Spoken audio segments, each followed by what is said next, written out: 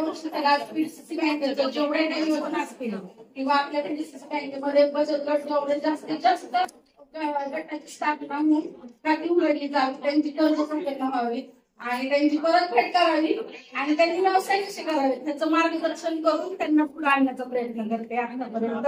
आणि माझं नाव आहे मनीषा रासकर, मी वडगाव निंबाळकर येथे राहते आणि आपल्याच पीडीसी बँकेत सगळे गट आहेत आपले आणि त्या सगळ्या गटांची मी 100% वसुली सगळ्यात खूपच करते. त्याच्यामुळे माझं तर मत आहे जागतिक महिला दिन हा 8 मार्चला साजरा करतात आणि दररोजच त्या ठिकाणी साजरा पाहिजे. खरंच या ठिकाणी आलाय आपला पुणे जिल्हा आहे. या पुणे जिल्ह्यामध्ये सावित्रीबाई फुले आणि महात्मा ज्योतिबा फुलेंनी पहिली शाळा त्या ठिकाणी भिडेवाड्यामध्ये महिलांना सुरुवात करून दिली आणि त्याच्यामुळे मी या सभागृहामध्ये बसून घेतलाय. आज या जागतिक महिला दिनानिमित्त खऱ्या अर्थानं आज आपल्याला आपल्याकडे आदर्श ग्रंथ आहे, आपल्याकडे माता जिजाऊचा आदर्श आहे, आपल्याकडं अहिल्यादेवी होळकरांचा आदर्श आहे, आपल्याकडे या ठिकाणी झाशीच्या राणी लक्ष्मीबाईंचा आदर्श आहे. आज या ठिकाणी या स्त्रिया जर नसत्या तुम्ही घरातली जी स्त्री आहे ती त्या ठिकाणी उच्च जागेवरती त्या ठिकाणी काम करतात दिसत. आता आर्मीमध्ये स्त्रिया काम करतात, नेव्ही मध्ये स्त्रिया काम करतात, एअरफोर्स मध्ये काम करतात, वेगवेगळ्या क्षेत्रामध्ये स्त्रिया काम करतात. मला सांगायला तुझ्या या ठिकाणी आम्ही म्हणतो आपल्या पुणे जिल्हा मध्यवर्ती सहकारी बँकेच्या 294 शाखा आहेत. त्या अनेक शाखांमध्ये ज्या ठिकाणी महिला काम करतात त्या बँकेची परिस्थिती अतिशय चांगली आहे. मला या ठिकाणी अभिमानाने पहिली नोंद दिली.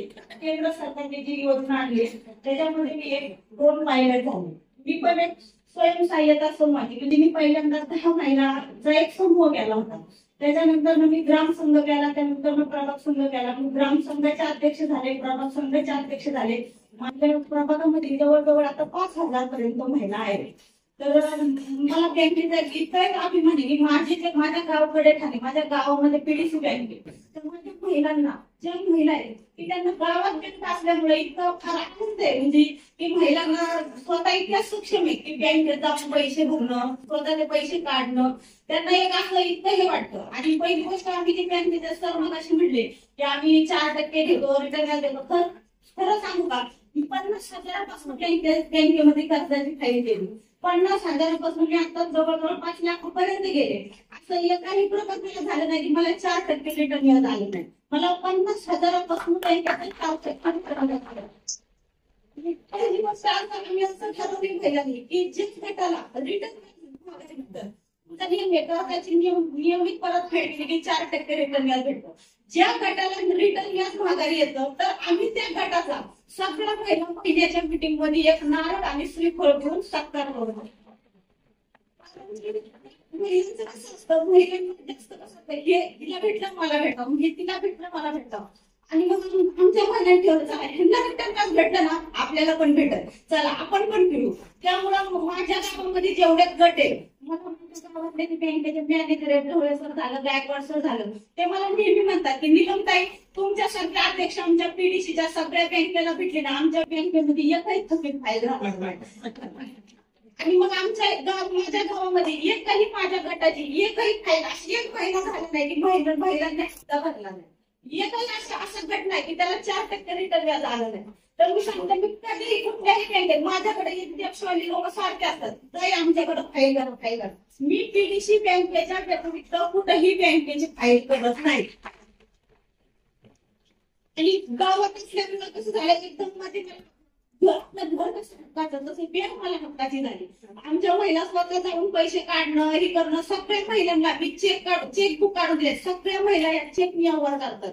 त्यामुळं आमच्या इथं मला इतका म्हणजे अभिमान झालाय. माझ्या महिलांचा पण मला इतका सपोर्ट आहे. आणि आज मी जी ताईंनी मला इथं एवढी बोलण्याची येण्याची जी संधी दिली मी खरंच सांगते की आज महिला इतक्या सक्षम झाल्यात.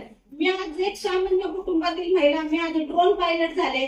मी तुम्हाला सांगते मी मोदीजींच्या लाईव्ह कार्यक्रमाला भोपाळ गेले, परत मी 15 ऑगस्टच्या कार्यक्रमाला विशेष अतिथी म्हणून मी दिल्लीला सुद्धा जाऊन आले.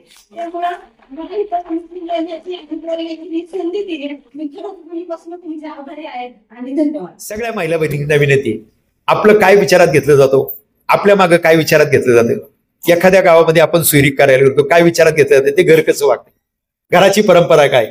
मग आपण देखील एक काम केलं. आपला भाऊ भक्कम कोण आहे? अजितदादा पवार. मग आपणच सुरुवातीला एक काम करायचं होतं. आपण जर त्या निकषामध्ये बसत नाही तर अर्ज कशाला करायचा होता? आपण असं करायचं की आपण आपल्याला जे सत्सक बुद्धीला पटतं ना तेच करायचं. आपली आर्थिक क्षमता चांगली आहे ना, आपण करायला नव्हतं पाहिजे. आज तुम्हाला तो दादांनी पुन्हा एकदा त्या ठिकाणी 36,000 कोटी रुपयांची तरतूद लाडक्या बहिणींसाठी केलेली. त्यांचा काय उद्देश हो? तुम्ही ते 1,500 रुपये घेऊन अशा पद्धतीने सक्षम व्हा की 2-4 वर्षानंतर तुम्ही म्हणलं पाहिजे की दादा माझं नाव त्यातलं काढून टाका, माझी दुसरी गोरगरीब महिला आहे तिचं नाव त्याच्यामध्ये घ्या. सगळ्यांना समान लेवलवरती आणण्यासाठी दादांनी हे पाऊल उचललेले. कुणी म्हणत निवडणुकीचा फंडा, मी त्याला मानत नाही, परंतु दादांचं हे जे पाऊल आहे ते स्त्री सक्षमीकरणासाठी हे मला तुम्हाला या ठिकाणी आवर्जून सांगायचे. म्हणून आपला लाडका भाऊ अजितदादा त्यांचे हात बळकट करण्यासाठी ही पुणे जिल्हा मध्यवर्ती सहकारी बँक. एकच गोष्ट सांगतो, नाशिकला जा, सोलापूरला जा, 0% तुमच्या घरामध्ये 3 लाखापर्यंत पीक कर्ज येतं का नाही? तर 100% येतं. येतं का नाही? येतं. सोलापूरला नाशिकला मिळतं का? नाही मिळत. का? कारभारी धड नाही. तुमच्या घरात पण कारभारी धड येतात. नीलमताईंचा नवरा नीट असल्यामुळं 22 दिवस जायची परवानगी दिली. बायकोचा कुठं सत्कार झाला, भोपाळला झाला, दिल्लीला झाला, मोदींबरोबर सुद्धा जाऊन गेल्या. आणि जे नवरे बायकांना मोकळीक देत नाही त्याची बायको गावाच्या सरपंचाच्या हस्ते सुद्धा तिचा सत्कार नाही. हा फरक आहे का नाही? मग मला सांगा, अजितदादा जर आपला लाडका भाऊ असेल, अजितदादाचं नेतृत्व असल्यामुळं ही पुणे जिल्हा मध्यवर्ती सहकारी बँक केवळ महाराष्ट्रामध्ये नव्हे तर उभ्या भारत देशातली 1 नंबरची जिल्हा मध्यवर्ती बँक कोणती? तर ती आपली पुणे जिल्हा मध्यवर्ती सहकारी बँक. म्हणून दादांसाठी एकदा जोरदार टाळ्या वाजवूयात आणि या लाडक्या बहिणींसाठी मी मनापासूनच्या शुभेच्छा देऊन मी आपलं मनोगत थांबवतो. जय हिंद, जय महाराष्ट्र.